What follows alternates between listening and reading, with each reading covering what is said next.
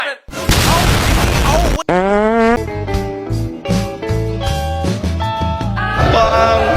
udah bang.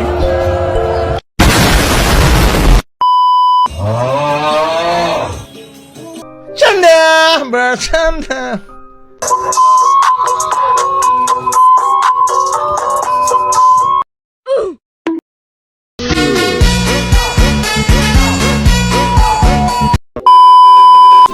Assalamualaikum warahmatullahi wabarakatuh. Perkenalkan, nama saya Sidawati Maturahma dengan NIM 612012304886. Saya semester 3 Prodi Manajemen kelas RA12. Video ini saya buat untuk memenuhi tugas ulangan tengah semester di mata kuliah Kepemimpinan Bisnis. Di sini saya akan menjelaskan apa saja sih materi yang sudah saya pelajari di mata kuliah Kepemimpinan Bisnis dari materi pertama sampai materi ke-7. Langsung saja kita ke pembahasannya. Yang pertama ada sejarah perkembangan manajemen kepemimpinan. Yang pertama ada di zaman kuno, yaitu kepemimpinan awal berfokus pada kekuatan dan otoritas absolut raja dan panglima perang memimpin berdasarkan keturunan atau kekuasaan militer. Oke, yang kedua ada revolusi industri, yaitu lahirnya pendekatan manajemen ilmiah oleh Frederick Taylor dengan fokus pada efisiensi kerja. Yang ketiga ada era humanisme, yaitu Elton Mayung memperkenalkan teori hubungan manusia, menekankan pentingnya kesejahteraan karyawan untuk produktivitas. Yang terakhir ada era modern, yaitu kepemimpinan berbasis inovasi dan teknologi dengan pendekatan kolaboratif dan berbagi tanggung jawab. Oke, materi kedua ada model dan teori kepemimpinan. Yang pertama ada teori sifat atau tribe theory, yaitu kepemimpin dilahirkan dengan karakteristik bawaan seperti karisma, keberanian, dan ketegasan. Yang kedua ada teori perilaku atau behavioral theory, yaitu kepemimpinan bergantung pada tindakan seperti gaya demokratis, yaitu melibatkan tim dalam pengambilan keputusan. Terus otoriter, yaitu pemimpin mengambil kendali penuh. Terus yang terakhir ada laissez-faire atau memberikan kebebasan penuh terhadap tim. Selanjutnya ada teori situasional atau situational leadership, yaitu pemimpin harus menyesuaikan gaya mereka berdasarkan kondisi tim dan tantangan. Yang terakhir ada teori transformasional, yaitu pemimpin menginspirasi tim untuk menciptakan visi yang besar dengan memberikan motivasi, inspirasi, dan dukungan. Materi ketiga yaitu ada konseptual kepemimpinan bisnis. Kepemimpinan bisnis mengintegrasikan visi strategi dan mengelola sumber daya. Contohnya, CEO yang sukses biasanya memiliki visi yang jelas, seperti contohnya itu ada Steve Jobs dengan Apple. Yang fokus utamanya yaitu untuk inovasi dalam produk atau layanan. Terus ada adaptasi terhadap perubahan pasar, dan yang ketiga ada menciptakan budaya organisasi yang kolaboratif dan berorientasi pada hasil. Selanjutnya ada materi yang keempat yaitu mengenai manajemen kepemimpinan dan pengembangan organisasi. Pemimpin harus mendorong perubahan organisasi seperti meningkatkan keterampilan karyawan melalui pelatihan. Selanjutnya mengembangkan struktur kerja yang fleksibel. Terus adanya pendekatan seperti top-down leadership, yaitu perubahan dimulai dari atas. Terus yang kedua ada bottom-up leadership, yaitu melibatkan semua tingkat karyawan dalam proses perubahan. Yang terakhir ada tujuan akhirnya adalah organisasi yang berkelanjutan, inovatif, dan mampu bersaing di era globalisasi. Oke, kita masuk ke materi yang kelima, yaitu tentang kepemimpinan, motivasi, dan perilaku kerja. Motivasi yaitu pemimpin harus memahami apa yang memotivasi tim, misalnya itu penghargaan finansial seperti gaji dan bonus. Terus ada penghargaan non-finansial seperti pengakuan dan pelatihan. Terus perilaku kerja yang positif yaitu komunikasi yang jelas dan terbuka, mendukung keseimbangan kerja dan kehidupan pribadi, dan memberikan kesempatan untuk berkembang. Contohnya itu pemimpin seperti Elon Musk memotivasi timnya dengan visi besar seperti menjelajahi Mars. Selanjutnya masuk ke materi yang keenam, yaitu tren dan perspektif manajemen kepemimpinan. Yang pertama itu ada digital leadership, yaitu pemimpin menggunakan teknologi untuk transformasi digital seperti cloud computing dan AI. Yang kedua ada agile leadership, yaitu mengadopsi prinsip ketangkasan seperti merespon cepat terhadap perubahan pasar.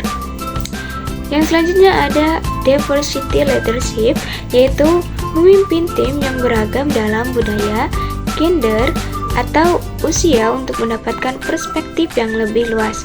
Yang terakhir ada remote leadership, yaitu tren bekerja jarak jauh memerlukan pemimpin yang mampu memimpin tim secara virtual. Untuk materi yang terakhir yaitu materi 7 tentang strategi kepemimpinan. Yang pertama ada visi jangka panjang. Pemimpin harus memiliki tujuan besar untuk menginspirasi. Yang kedua ada komunikasi efektif, yaitu memberikan informasi yang jelas dan mendengarkan umpan balik. Yang ketiga ada pemberdayaan tim, yaitu memberikan kepercayaan dan tanggung jawab pada anggota tim untuk meningkatkan rasa memiliki.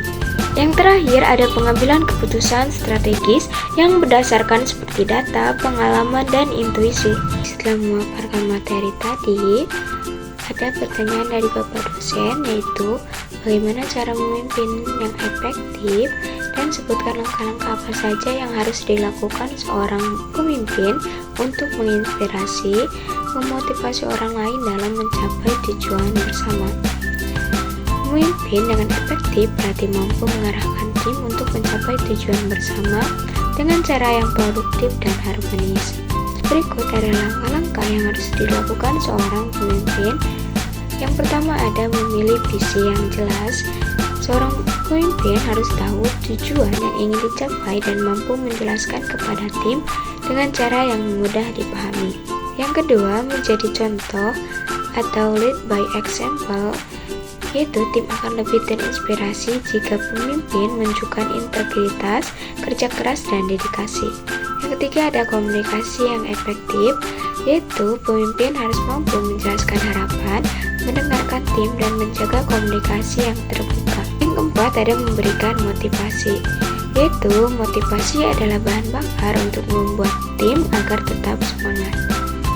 Yang kelima ada pemberdayaan tim atau empowerment, yaitu pemimpin efektif memberikan kepercayaan kepada anggota tim untuk mengambil tanggung jawab dan keputusan. Yang keenam ada menjalin hubungan yang baik, yaitu pemimpin yang menginspirasi, tahu cara membangun hubungan dengan tim.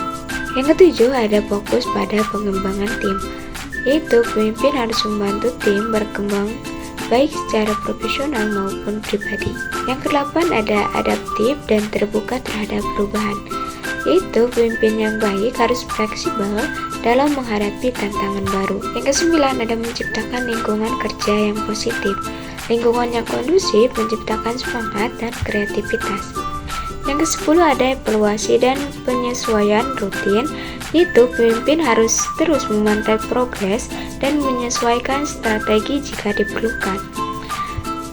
Jadi, pemimpin yang efektif tidak hanya mengarahkan, tetapi juga menginspirasi dan memperdayakan tim dengan visi yang jelas, komunikasi yang baik, dan perhatian pada perkembangan individu. Seorang pemimpin bisa membantu tim mencapai tujuan bersama dengan penuh semangat dan harmoni. Baik, kesimpulan dari materi yang telah saya paparkan adalah kepemimpinan adalah kemampuan untuk mempengaruhi dan mengarahkan orang lain untuk mencapai tujuan bersama. Perkembangannya dimulai dari kepemimpinan otoriter di zaman kuno hingga pendekatan modern yang lebih kolaboratif dan berbasis teknologi. Ada berbagai teori model yang menjelaskan kepemimpinan mulai dari sifat bawaan hingga gaya yang fleksibel sesuai situasi dalam dunia bisnis. Pemimpin yang sukses adalah mereka yang memiliki visi, mampu menginspirasi dan menciptakan budaya kerja yang inovatif. Kepemimpinan yang baik tidak hanya memotivasi tim tetapi juga mendorong perubahan dan pengembangan organisasi agar lebih siap menghadapi tantangan di era sekarang. Tren seperti kepemimpinan digital dan keberagaman menjadi sangat relevan. Strategi utama seorang pemimpin adalah memiliki visi misi yang jelas, komunikasi yang efektif, pemberdayaan tim, dan membuat keputusan berdasarkan data. Pada akhirnya, pemimpin yang hebat adalah mereka yang mampu membawa tim dan organisasi menuju keberhasilan. Kepemimpinan bukan hanya tentang memimpin, tetapi juga tentang menginspirasi, mendukung, dan mengarahkan orang lain untuk bersama-sama mencapai sesuatu yang lebih besar.